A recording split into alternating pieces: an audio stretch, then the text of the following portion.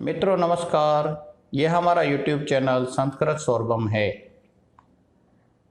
इसे सब्सक्राइब करें और नोटिफिकेशंस के लिए बेल आइकन पर क्लिक करें। सुखार्थी त्यजेत विद्या, विद्यार्थी त्यजेत सुखम। सुखार्थिन कुतो विद्या, विद्यार्थिन कुतो सुखम। मित्रों, जो विद्यार्थी है उसको सुख की इच्छा नहीं करना चाहिए, और जो सुख चाहने वाले हैं उनको विद्या प्राप्त करने की इच्छा नहीं रखना चाहिए, क्योंकि जो विद्या है वो बिना परिश्रम के प्राप्त नहीं होती है। नित्य प्रति का परिश्रम ही उसको सफलता दिलाता है। इसलिए नित्य प्रति परिश्रम की काष्ठा हमारी रहना चाहिए, चेष्टा हमारी रहना चाहिए। और इसी क्रम में हम स्वर संधि पढ़ने के बाद व्यंजन संधि पे आए हैं, और व्यंजन संधि की भी हमने 4 संधियां हम पढ़ चुके हैं। इष्टुत्व संधि हमने पढ़ी, इष्टुत्व संधि हमने पढ़ी, जस्त्व संधि हमने पढ़ी, चर्त्व संधि हमने पढ़ी। 4 संधियां हम पूर्ण कर चुके हैं।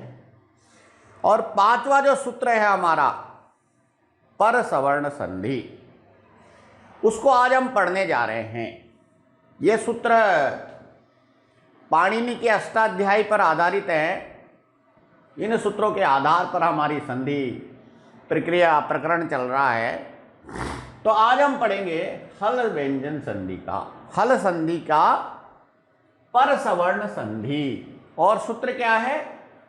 यरो अनुनासिके अनुनासिको वा, यरो अनुनासिके अनुनासिके वा, ऐसा जो सूत्र है इसका हम अध्ययन करने वाले हैं।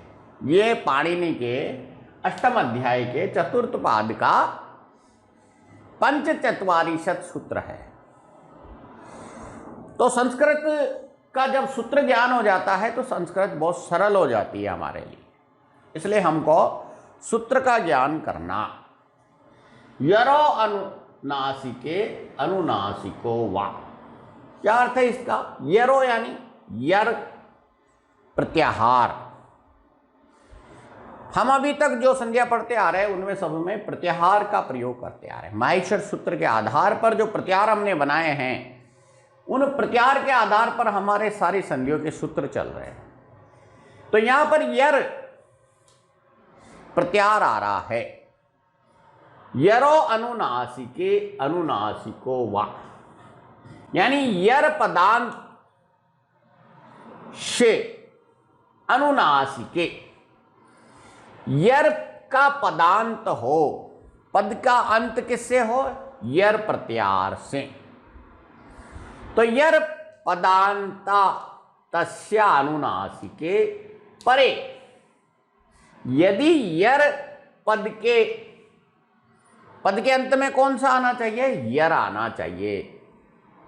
तो यदि पद के अंत में यर व्यंजन है, व्यंजन वर्ण है, और उनके बाद अनुनासिक है, तो फिर ये यर क्या हो जाएगा? अनुनासिको, अनुनासिको भवति, ये अनुनासिक हो जाएगा। शात यानी हो जाएगा। व्याख्या है अनुनासिक व्यंजनेषु परेषु पदांत स्थिता नाम वर्गीय व्यंजना नाम। हमने वर्गीय व्यंजन पढ़े हैं, 5 वर्ग पढ़े हैं व्यंजनों के, जिनको हम वर्गस्थ व्यंजन भी कहते हैं और स्पर्श व्यंजन भी कहते हैं। तो ऐसे 5 प्रकार के व्यंजन जो है, 5 वर्गों में जो बटे हुए व्यंजन हैं, 25 व्यंजन जो है वो वर्गस्थ व्यंजन कहलाते हैं। तो अनुनासिक व्यंजन में के बाद परेषु स्थिता नाम वर्गीय व्यंजना नाम, यानी इस वर्गीय व्यंजनों के बाद यदि अनुनासिक है तो फिर क्या होगा? तदवर्गीय पंचमो वर्ण। तो क्या होगा, उसी वर्ग का, जैसे मान लीजिए कि क वर्ग का है, तो फिर क वर्ग का ही पंचम वर्ण यानी अनुनासिक। पंचम वर्ण को क्या कहते हैं, अनुनासिक। विकल्पेन भवति, विकल्प के द्वारा हो जाएगा। तो हम ये जब यरो अनुनासिके अनुनासिको वा सूत्र को जब सिद्ध करेंगे तो फिर हमको पंचम वर्ण इस प्रकार से प्राप्त होगा। अब पदांत क्या है, पद का अंत। पद मैंने पहले भी बताया था कि पदांत किसको कहते हैं, जो मूल शब्द होता है उसके पीछे जब सुबंत तिड़ंत ऐसे प्रत्यय लगाए जाते हैं, प्रत्यय लगा करके जो पद बनता है, जैसे पठ, ये पद, ये अपदांत है, इसके पीछे जब प्रत्यय लगेगा, पठितुम बनेगा, तो तुमुन प्रत्यय जो लगा है तब वो पूर्ण शब्द बना है, तब वो बन गया, क्या बन गया, पद बन गया। तो पद सिद्ध करना, पद बनाना, और पद के अंत में जब वो पद बन जाता है तो उसके अंत में यर प्रत्याहार। तो यर प्रत्याहार क्या है, ये सारे जो वर्ण हैं, किसको छोड़ करके, ह को छोड़ करके, बाकी के सारे व्यंजन आ गए इसमें। तो ये सारे जो व्यंजन हैं ये इनके बाद में पदांत यर, तो यर के बाद में, यर प्रत्याहार के बाद में यदि अनुनासिक आता है, बाद में अनुनासिक आता है, तो फिर क्या होगा, उसी के वर्ग का, इन्हीं के वर्ग का, जैसे क वर्ग का, प वर्ग का, ट वर्ग का, च वर्ग का, किसी भी वर्ग का यदि कोई शब्द है आगे पदांत में है तो फिर वो उसी वर्ग का पंचम वर्ण यानी अनुनासिक हो जाता है। तो समीकरण क्या बना, पदांत यर और उसके बाद क्या आएगा, अनुनासिक आएगा। तो फिर यर क्या बन जाएगा, अनुनासिक बन जाएगा। तो इस प्रकार से ये अनुनासिक जो हमारा पर सवर्ण संधि है। पर सवर्ण का क्या अर्थ है, पर सवर्ण, दो शब्द है, एक तो है पर, दूसरा है सवर्ण। मैंने दोनों बातें आपको जब संधि प्रारंभ की थी, व्यंजन पढ़ाए थे, तब मैंने बताया था। दो पद होते हैं संधि में, एक पूर्व पद और एक पर पद। तो पूर्व पद और पर पद, सवर्ण का क्या अर्थ है, अपने ही वर्ण का, जो एक स्थान से उच्चारित वर्ण है उनको सवर्ण कहते हैं, सवर्ण, अपने वर्ण का। तो जब ये पर पद जो है, ये जब पूर्व पद में परिवर्तन करता है तो उसको पर सवर्ण, यानी जो पर है, ये पर का प्रभाव किस पे पड़ रहा है, पूर्व पद पे। तो पूर्व पद पे पढ़ने के कारण से ये पर सवर्ण संधि कहलाएगी। तो इस प्रकार से पर सवर्ण संधि यहां पर बनेगी। तो ये पर सवर्ण संधि का इस प्रकार से उदाहरण है। तो पर सवर्ण संधि ऐसा इसमें आ रहा है। अब इनको सिद्ध करते हैं उदाहरणों के माध्यम से। अनुनासिक क्या है, अनुनासिक क्या है, मुख नासिका उच्चारित वचनों अनुनासिक भवति। मुख और नाक से उच्चारित जो वर्ण हैं, जिनमें नाक का भी प्रयोग होता है, मुख का भी प्रयोग होता है, ऐसे जितने भी वर्ण हैं वे अनुनासिक कहलाते हैं। तो हमारे इस व्यंजनों में अनुनासिक कौन कहलाते हैं, पंचम वर्ण कहलाते हैं। यमगणनम, ये जो है ये सारे हमारे अनुनासिक कहलाते हैं। अब जैसे एक उदाहरण यहां पर दिया हुआ है, एतद मुरारी, एतद मुरारी। अब एतद मुरारी जो शब्द है इसमें पदांत क्या है, यर, क्योंकि ये इसमें से आ रहा है यर प्रत्याहार से। तो कौन सा पदांत क्या आया, यर पद प्रत्याहार पदांत आया। पदांत क्या है, पद के अंत में क्या है, यर पदार्थ, तो यर है, यर प्रत्याहार है। और मुरारी क्या है, मुरारी हमारे अनुनासिक है, म प फ ब ब म, ये अनुनासिक हो गया। तो अब सूत्र क्या कहता है कि यदि पदांत यर प्रत्याहार हो और पीछे अनुनासिक हो तो यर प्रत्याहार क्या बनेगा, अनुनासिक बन जाएगा, अनुनासिक बन जाएगा। तो अनुनासिक बन जाएगा तो यहां पे द जो है ये द काय में परिवर्तित हो जाएगा अनुनासिक बनने में, इसी वर्ग का। किस वर्ग का होगा, जैसे ये त वर्ग है तो त वर्ग का क्या बन जाएगा, अनुनासिक बन जाएगा, यानी पंचम वर्ण बन जाएगा। तो त थ द ध न बन रहा है, द का क्या बन गया, न बन गया। तो क्या बन गया ये, ए त न, एतन मुरारी, एतन मुरारी है, ऐसे शब्द बन गए, एतन मुरारी है, ऐसा शब्द बन करके निकल रहा है। तो ये हो गया एतन मुरारी बराबर एतन मुरारी। अब एतन मुरारी और एतद मुरारी शब्द आया है तो इसको हम सिद्ध करते हैं। तो कैसे करेंगे, तो इसको सिद्ध करने के लिए हमको जो हमने स्तुत्व संधि में पढ़ा है वो यहां पर सिद्ध होगा। तो झलाम जसोंते सूत्र के आधार पर, झलाम जसोंते क्या है, झलाम जसोंते सूत्र, जल के बाद व्यंजन आने पर वो जस प्रत्याहार बन जाता है। झल प्रत्याहार के बाद में व्यंजन जो है वो जस प्रत्याहार बन जाता है। तो झलान जसोंते के आधार पर यहां पर क्या हो जाएगा, एतन मुरारी। तो क्या होता है, झल क्या है, पहला दूसरा तीसरा चौथा वर्ण, और जस क्या है, तृतीय वर्ण। तो इस पर न का तृतीय वर्ण क्या हो जाएगा, त थ द। तो ये हो गया एत, न का क्या हो गया, द, एतद मुरारी, एतद मुरारी, ऐसे शब्द ये सिद्ध हो जाता है। झलाम जसांते सूत्र के आधार पर एतद मुरारी शब्द यहां पर आया है।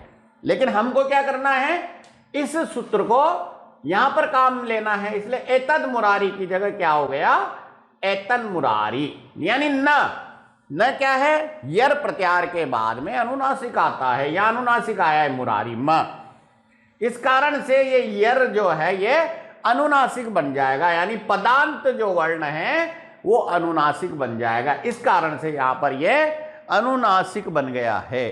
तो अनुनासिक शब्द यहां पर बना है, तो ये एतन मुरारी सिद्ध हो जाता है।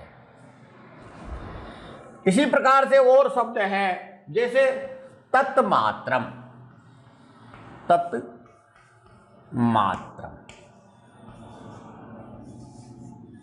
अब क्या आएगा यहां पे,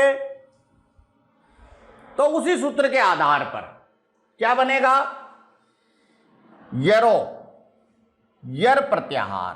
पदांत क्या है, पदांत शब्द क्या है, इसका वर्ण क्या है, यर प्रत्याहार है, त वर्ग का प्रथम वर्ण है। तो यर प्रत्याहार है, ये यर में सारे ये त आया हुआ है, तो यर प्रत्याहार है। और पीछे क्या है, अनुनासिक है, अनुनासिक वर्ण है।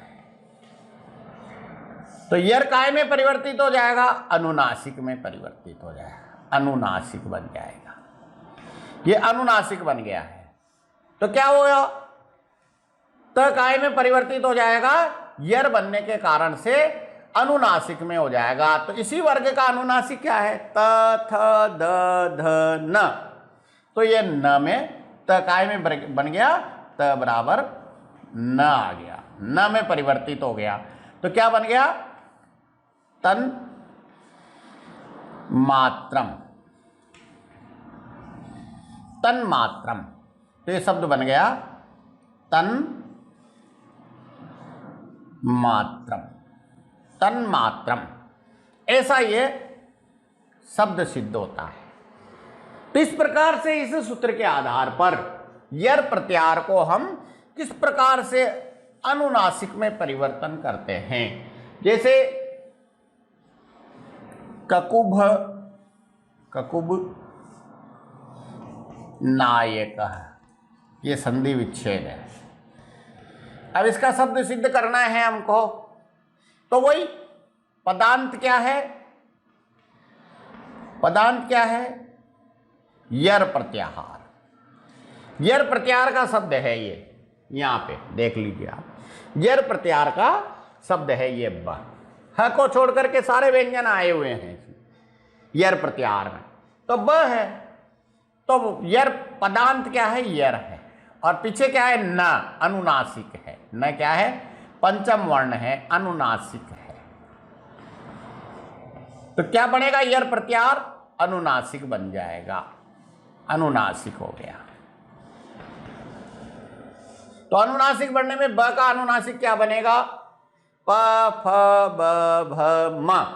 तो म बन गया यहां पर। तो ब का क्या बन गया? ब बराबर म। तो क्या बनेगा?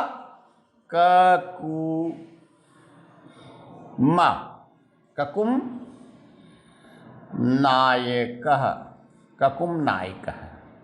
ये बन गया, शब्द सिद्ध हो गया ककुम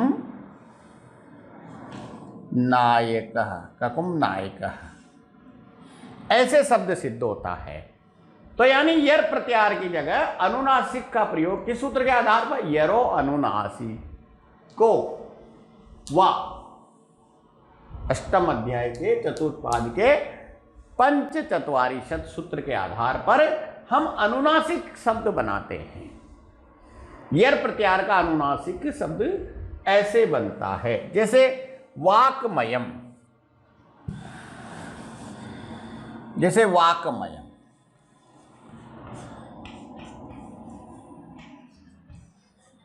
तो क्या बनेगा? ये यर प्रत्याहार। पदांत क्या है? यर, और पीछे क्या है? अनुनासिक। तो क्या बनेगा? यर अनुनासिक बन जाएगा। अनुनासिक क्या बनेगा? इसी वर्ग का पंचम वर्ण बन जाएगा। तो क क्या बन गया? ञ। तो क्या हो गया? ये वांग, वांग मयम, वांगमयम। इस प्रकार से शब्द सिद्ध होता है। तो इस प्रकार यह शब्द सिद्ध हो रहा है। जैसे षड मयूखाः। अब ये ड जो है ये क्या है? ट ठ ड, यानी ट वर्ग का पंचम वर्ण, तृतीय वर्ण है। यर प्रत्याहार है और यहां पर अनुनासिक आया है।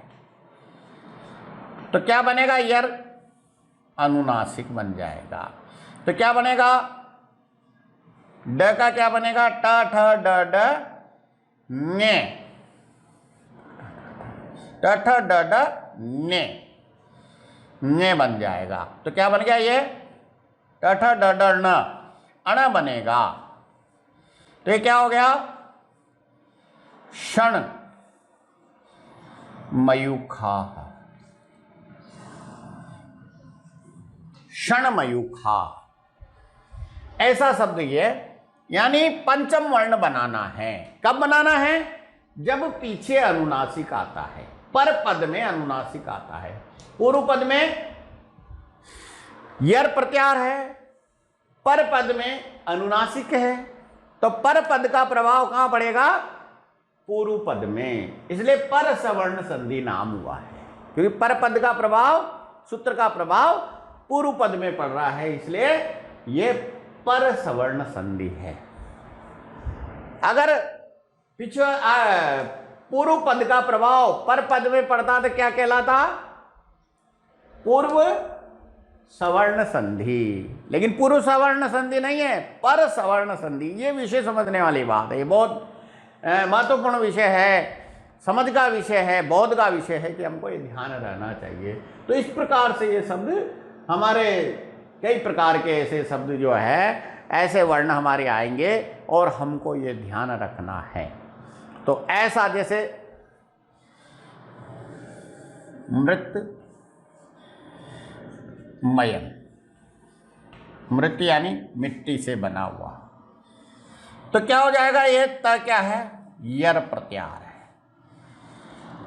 और म क्या है? अनुनासिक है। ये हमको ध्यान रखना है कि यर प्रत्याहार के बाद में यदि अनुनासिक आता है तो यर प्रत्याहार अनुनासिक बन जाएगा। तो क्या बन जाएगा? त थ द ध न। तो ये त क्या बन गया? न बन गया। त बराबर न हो गया। तो क्या हो गया ये? न। मृन, मृन मयम, मृन्मयम, ऐसा शब्द बन गया है। तो ये हमको ध्यान रहना चाहिए। तो ये हमने आज यरो अनुनासिके अनुनासिको वा, यर प्रत्याहार के बाद यदि अनुनासिक आता है तो वो यर प्रत्याहार जो है वो काय में परिवर्तित हो जाएगा? अनुनासिक में परिवर्तित हो जाएगा, जो हमने यहां पर किया है। ये सूत्र हमको ध्यान रहना चाहिए। तो ऐसे सूत्र हम बार बार जब संधि पढ़ते हैं तो ऐसे पढ़ते हैं। पंचम वर्ण 5 होते हैं जो हमने पढ़ा है। क ख ग घ ङ त थ च छ ज ज न त थ द द न प फ ब ब म। ऐसे जो पंचम वर्ण हैं वो पंचम वर्ण अनुनासिक कहलाते हैं। क्यों कहलाते हैं? क्योंकि मुंह और नाक से उच्चारित जो वर्ण हैं वो पंचम वर्ण यानी अनुनासिक वर्ण कहलाते हैं।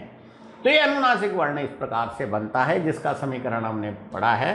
पदांत यदि यर हो, प्रत्याहार हो और उसके पीछे अनुनासिक हो, परे, परे यानी बाद में, पंचमी विभक्ति है तो परे अनुनासिक, तो यर क्या हो जाएगा? अनुनासिक हो जाएगा। तो ये आज हमने इस प्रकार से ये सूत्र सिद्ध किया है। यरो अनुनासिके को अनुनासिको वा, ये सूत्र हमने सिद्ध किया है। तो हमको इस प्रकार से सूत्र का ध्यान करते हुए और इस सूत्र को सिद्ध करने का प्रयास करना है। उसके आधार पर और भी कई प्रकार के हमारे उदाहरण हो सकते हैं। उदाहरण को बार बार करने से, बार बार इनका रिपीटेशन करने से हमको ये सूत्र भी याद होगा और संधि प्रकरण भी हमारे लिए एक बहुत सरल हो जाएगा। तो हमको ये ध्यान रखना है। जय श्री राम।